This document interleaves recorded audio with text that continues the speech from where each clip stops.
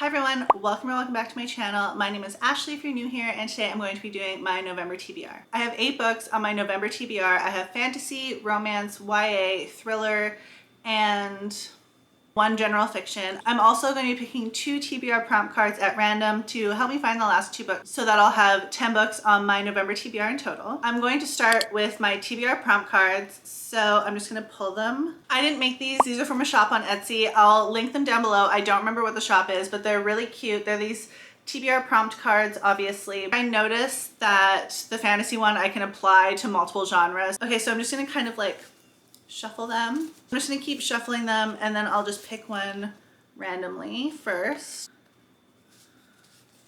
Okay, so this one says, this one is actually, this one is the cover that I already showed you guys. So I'm gonna put that one down and I'll just pick the next one off the top. So this one is, read a book with 3 or more words in the title.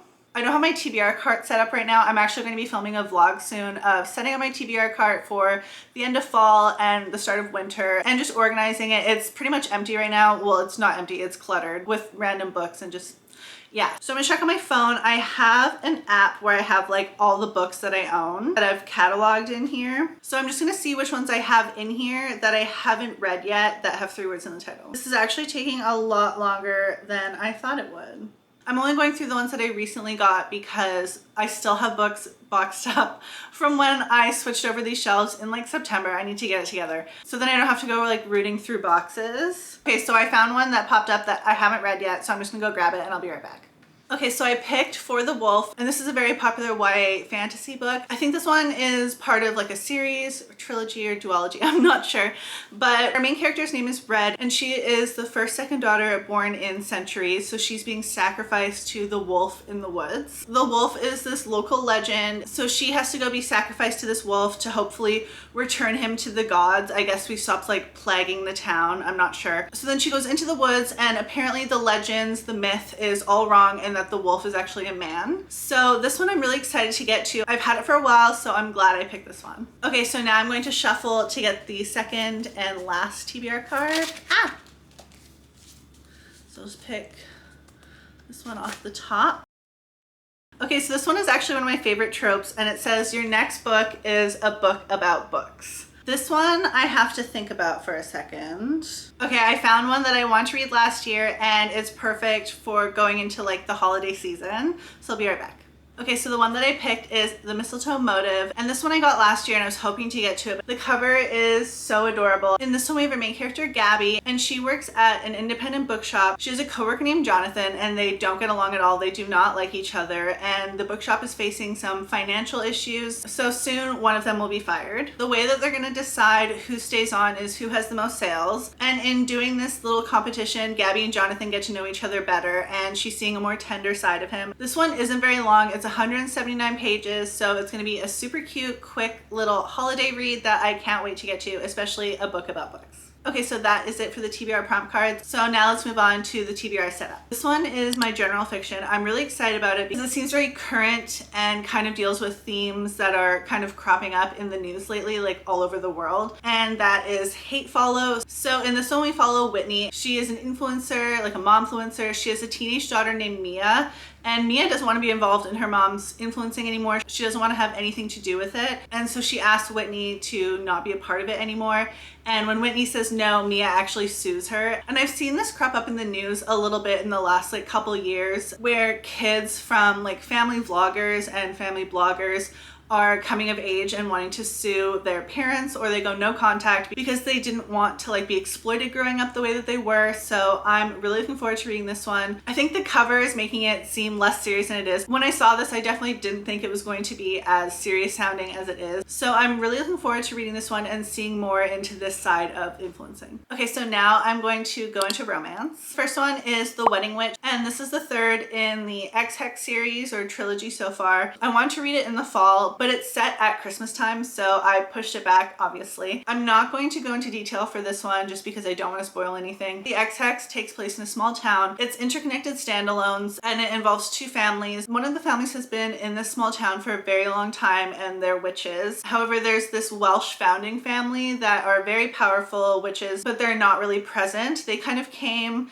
and like conquered the area and then went back, and they kind of show up once in a while. One of the Welsh family sons dated the main character in the X-Hex for a little bit when they were like 18, and then he had to leave and go back, and she was heartbroken, so she drunkenly put a hex on him.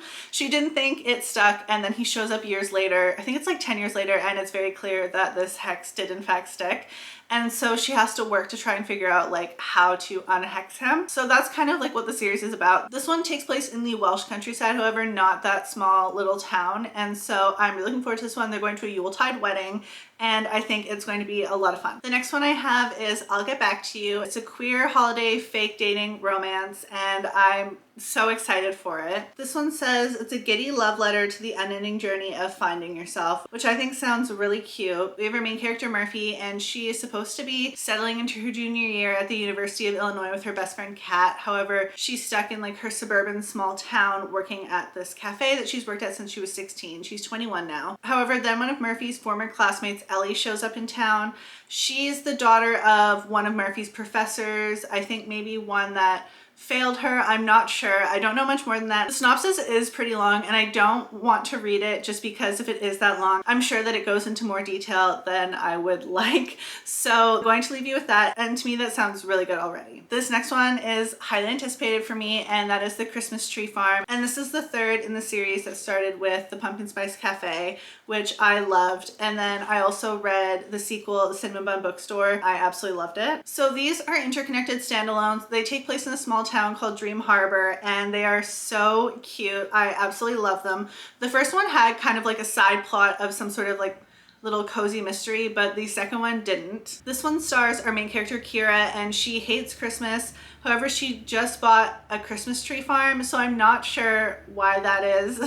And I'm looking forward to reading and finding out why she bought this Christmas tree farm. And then we have Bennett, who's on vacation in Dream Harbor. However, then he gets snowed in at Kira's Christmas tree farm, and it says despite her grinchiest first impressions, maybe there's more to Bennett than she thought, and they have to spend time together because he's snowed in. I think we can all kind of guess what happens here, and I'm really looking forward to this one. I love this series a lot. Okay, so now I'm gonna move on to thrillers, and the first one I have is Don't Leave the Girls Behind, and this one sounds just completely up my alley. This one we have our main character Ruth Ann, and she is a college dropout. She works at a bartender, and she can't stay away from true crime. 19 years ago, her childhood best friend was unalived by this person, and he is long since gone. And then recently a new girl has gone missing from the same small town, and she finds new evidence that kind of makes it seem like the original guy from her childhood friend's case didn't act alone. So she starts looking into it. That's all I'm gonna say. It kind of goes into more detail in the synopsis, but I don't want to say much more than that. I like to keep the synopsis for thrillers when I'm saying them like kind of vague, just because I know a lot of people don't like to even know as much as I said already.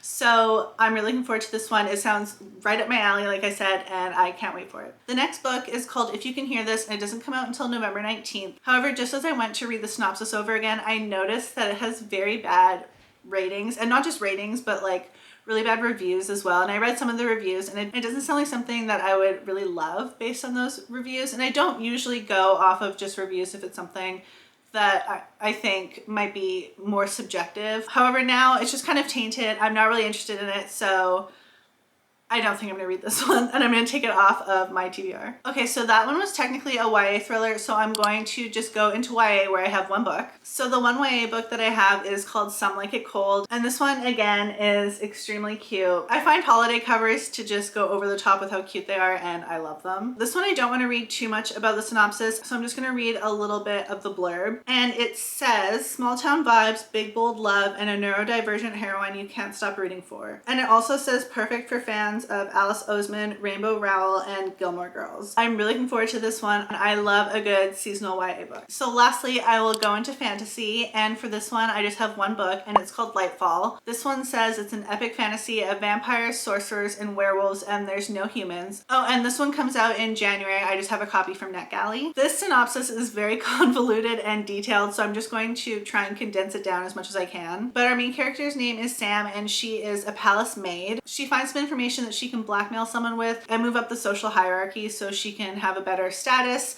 and she has access to like better blood or something. I'm not sure. However, her investigation with this information she has to blackmail turns out into finding this huge conspiracy involving the royals and like the kingdom. I'm not sure. Like I said, it's very convoluted, and I kind of know way more than I want to know. reading the synopsis.